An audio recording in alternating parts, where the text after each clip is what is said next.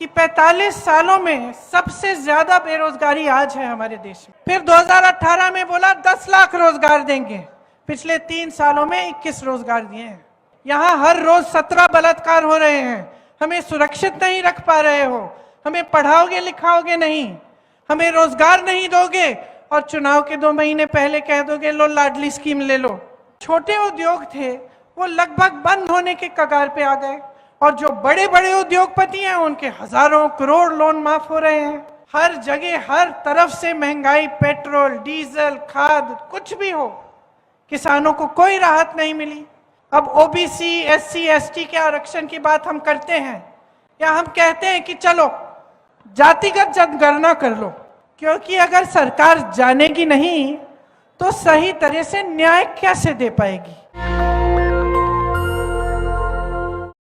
मैं थोड़ा सा हट के आज आपसे कुछ बातें करना चाहती हूँ। आपकी क्या उम्मीद है राजनीतिक दल से, नेताओं से, सरकार से? तो लगभग एक ही जवाब आता है कि देखिए हमारा जीवन मुश्किल का जीवन है, मुश्किलों से भरा हुआ है, संघर्ष से भरा हुआ है, हमारी थोड़ी बहुत सहायता हो जाए, हमें आगे बढ़ाएं। ये जो सड़कें हैं, पानी है, बिजली है, ये बन जाए, हमें बिजली मिल जाए, महंगाई से थोड़ी राहत मिल जाए, रोजगार मिल जाए, हमारा भविष्य बन जाए। आपने कभी सोचा है कि 45 सालों में सबसे ज्यादा बेरोजगारी आज है हमारे देश में? यहाँ मध्य प्रदेश की जो सरकार है, पिछले 3 सालों में इन्होंने 21 रोजगार दिए हैं। 21 रोजगार। अगर इतनी बेहाल स्थिति नहीं होती तो हास्य स्थिति होती कि एक सरकार जिसके पास सत्ता है, जो 18 सालों से सत्ता में है, वो मात्र 3 सालों में मात्र 21 रोजगार दे रही है। कितनी सरकारी नौकरियां खाली पड़ी हैं, कितने पद खाली हैं। यहाँ मध्य प्रदेश में जो स्वास्थ्य की व्यवस्था है उसमें देखिए तमाम डॉक्टरों के पद खाली हैं। नौजवान हैं पढ़े लिखे, ऐसे नौजवान हैं जिन्होंने काम किया है, लेकिन भर्ती नहीं होती। यूपी में मैं तो ऐसे लोगों से मिली हूं जिन्होंने 6 बार एग्जाम दिया क्योंकि घोटाले हो रहे हैं उसमें। रोजगार बनते कहां से थे? एक तो बड़ी बड़ी जो सरकारी पीएसयू होते थे, बीएचएएल, एचएएल, इस तरह के जो पीएसयू थे, इनसे बहुत रोजगार बनते थे। आज स्थिति क्या है? जितने पीएसयू थे, जितनी बड़ी बड़ी जो देश की संपत्ति थी, वो अपने बड़े बड़े उद्योगपति मित्रों को सौंप दिए हैं कौड़ियों के दाम पे। तो रोजगार कैसे बनेंगे उनमें से? नहीं बन सकते। कोरोना में शायद इसी हमारे ही देश में किसी को राहत नहीं मिली होगी। बाकी देशों में दुकानदारों को, छोटे बिजनेसों को खास राहत मिली थी कोरोना के समय, यहां नहीं दी गई। ठीक है, उसके बाद क्या किया इन्होंने? जीएसटी लाए। जीएसटी से और भी मुश्किलें बढ़ गई। तो जो छोटे उद्योग थे वो लगभग बंद होने के कगार पे आ गए और जो बड़े बड़े उद्योगपति हैं उनके हजारों करोड़ लोन माफ हो रहे हैं। मनरेगा को इन्होंने कमजोर बनाया, किसानों की कमर तोड़ी।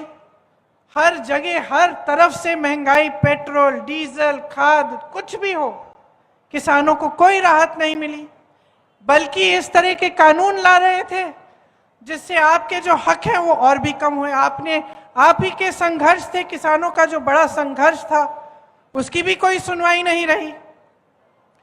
तो रोजगार के जो माध्यम थे वो लगभग बंद हो गए। इसके साथ साथ महंगाई बढ़ती चली जा रही है।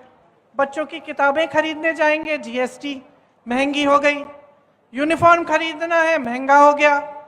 इलाज कराना है किसी का, महंगा है। 10 बार सोचना पड़ता है कि अस्पताल ले जाएं। कुछ टूट गया है, उसकी मरम्मत करवाने के लिए सीमेंट पे जीएसटी, रोड़ी पे जीएसटी, बालू भी महंगी। तो आप आगे बढ़ कैसे पाएंगे? एक तरफ बेरोजगारी, दूसरी तरफ महंगाई। जिसकी भी सरकारी नौकरी है, एक ही मांग है आपकी आज, एक ही मांग है कि हमारी पुरानी पेंशन दे दो। क्योंकि जो नौकरी आपने वफादारी से 20 सालों के लिए की, एक तरह से वो भी तो देश सेवा है। आपने देश के लिए सेवा की, आपने नौकरी की, तो क्या ये आपका हक नहीं बनता कि आप बाद में सुरक्षित रहें? ऐसे नेता हैं, ऐसी सरकार है जिससे आपको जवाब मिलता है कि इसके लिए पैसे नहीं है। अगर पैसे नहीं है तो जो बड़े बड़े उद्योगपति हैं, अडानी जी जैसे, उनके कर्ज माफ करने के लिए पैसे कहां से आते हैं? हजारों करोड़ रुपए आपने उनके माफ किए, देश की संपत्ति आपने उनको सौंप दी। आप खुद 8,000 करोड़ के एक हवाई जहाज में घूम रहे हैं। अच्छा खासा संसद भवन था, उसके सुंदरीकरण में आप 20,000 करोड़ डालने के लिए तैयार हैं। एक बड़ा हॉल बनाया आपने दिल्ली में, 27,000 करोड़ उसमें आप खर्च रहे हैं, और फिर आप कहते हैं कि आपके पास पेंशन के लिए पैसे नहीं। इतने सालों से भाजपा की सरकार आपके प्रदेश में है, क्या आपके जीवन में तरक्की हुई है? तो आपके लिए क्या कर रही है सरकार? आपने तो पहले ही अपनी उम्मीद गिरा दी। जैसे जब हम आरक्षण की बात करते हैं, अब ओबीसी, एससी, एसटी के आरक्षण की बात हम करते हैं, या हम कहते हैं कि चलो जातिगत जनगणना कर लो। इसका मतलब क्या है? जातिगत जनगणना का मतलब है कि गिनती कर लो। हम जानना चाहते हैं कि देश में ओबीसी वर्ग के कितने लोग हैं, देश में एससी वर्ग के कितने लोग हैं, एसटी के कितने लोग हैं। क्योंकि अगर सरकार जानेगी नहीं तो सही तरह से न्याय कैसे दे पाएगी? जब हम आरक्षण की बात करते हैं, जब हम रोजगार देने की बात करते हैं, चलिए ये भी छोड़िए, जब हम ये बात करते हैं कि हमें ओबीसी वर्ग के लिए कोई ऐसी योजना बनानी है जिससे आप मजबूत बनेंगे, जैसे आप ये सारे काम करते हैं, इनको मजबूत करने के लिए, आपको थोड़ी सी सहायता देने के लिए हम योजना बनाना चाहते हैं।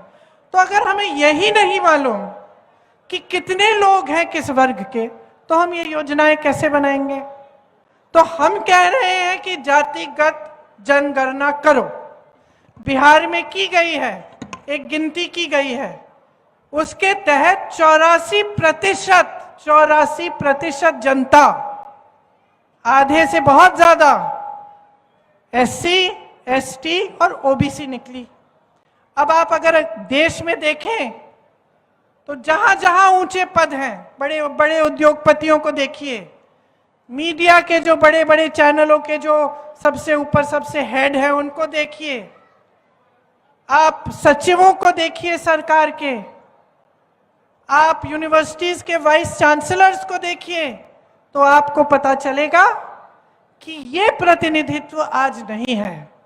84% अगर ये ओबीसी, एससी, एसटी वर्ग के लोग हैं, लेकिन 90% से ज्यादा आपको मिलेंगे कि इन वर्गों से नहीं है, जो इन बड़े बड़े पदों में हैं।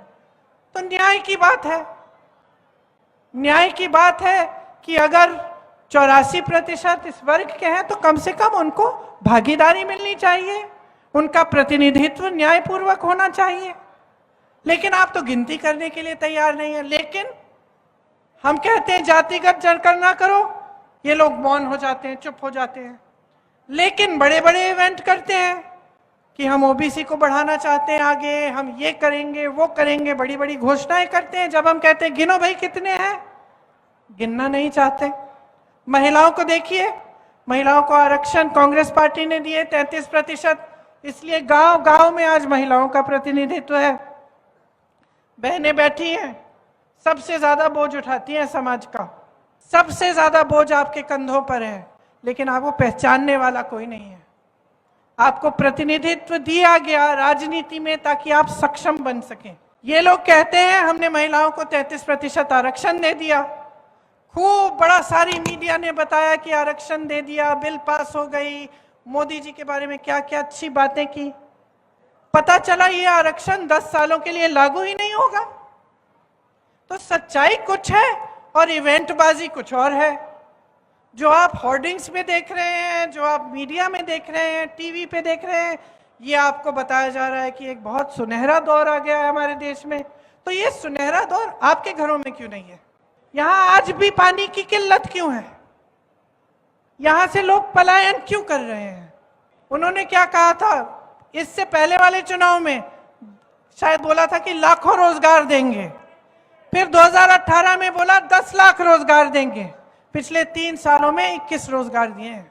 कि जो नेता है वो समझ गया है कि चुनाव के समय खोखली घोषणाएं कर लो, धर्म की बात कर लो। राजनीति में धर्म चलाएंगे तो चलाएंगे चुनाव के समय, जाति की बात कर लो और नैया पार हो जाएगी। काम करने की कोई जरूरत नहीं है। काम की बात नहीं कर सकते, इसीलिए धर्म की बात करते हैं, क्योंकि सोचते हैं कि धर्म की बात उठाएंगे, आपके जज्बात उनके साथ जुड़ जाएंगे और वोट मिल जाएगा। ये सिलसिला बंद करो। चुनाव के 2 महीने पहले कह दिया, लाडली स्कीम बना दी, तो फिर 18 सालों के लिए क्यों नहीं दिए ये पैसे? ये लाडली स्कीम आज क्यों लाए हो? और क्या समझ रखा है, क्या समझ रखा है महिलाओं को कि अकल नहीं है हमारी? यहाँ हर रोज 17 बलात्कार हो रहे हैं, हमें सुरक्षित नहीं रख पा रहे हो, हमें पढ़ाओगे लिखाओगे नहीं, हमें रोजगार नहीं दोगे, और चुनाव के 2 महीने पहले कह दोगे लो लाडली स्कीम ले लो, 1500 रुपए पकड़ो, वोट दो। गैस के सिलेंडर हमने कहा है 500 रुपए में दिलवाएंगे, अब देखिए ये 1200 रुपए में दिलवा रहे थे, चुनाव आने लगा झट से कम कर दिया। पहले क्यों नहीं किया? शिक्षा घोटाला, भर्ती घोटाला, सड़कों पे घोटाला, पता नहीं व्यापम घोटाला गिनती थी। अब कहते भैया मुझे ये लिस्ट ही नहीं पढ़नी। जनता बेचारी भुगत रही है, इतना भ्रष्टाचार है, रिश्वतखोरी से आप परेशान हो, नौकरी लेने जाना है, इलाज कराने जाना है, जहां भी जाना है रिश्वतखोरी। अपने भविष्य के लिए नहीं लड़ेंगे तो कोई नहीं लड़ पाएगा आपके लिए। नेशनल दस्तक की आपसे गुजारिश है कि अगर इसको बचाना चाहते हैं तो नेशनल दस्तक को सब्सक्राइब करने के लिए रेड कलर के सब्सक्राइब बटन को दबाएं, फिर बेल आइकन की घंटी दबाएं। नेशनल दस्तक को बचाने के लिए बहुत जरूरी है कि हर खबर को शेयर करें, लाइक करें, कमेंट जरूर करें।